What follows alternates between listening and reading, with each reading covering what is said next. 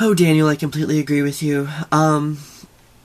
The greater evil for me, I think, is people not necessarily crediting God, but people who sit there and use God to justify negative things that happen.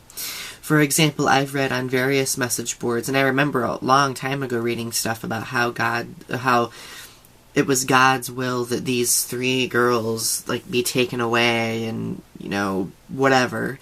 And from my perspective, I think that's people's inability to visualize the intensity of the situation. Instead of acknowledging the fact that it's a terrible situation and that evil has taken place, they use God's almighty will to justify it. That way it's easier for them to accept. And I think that's evil, personally, because if something bad happens, I feel like people should, discuss it and acknowledge it, not avoid it completely. And I'll use another example. When the tsunamis hit Japan a couple years ago, people were saying, well, it must have been God's will or else it wouldn't have happened.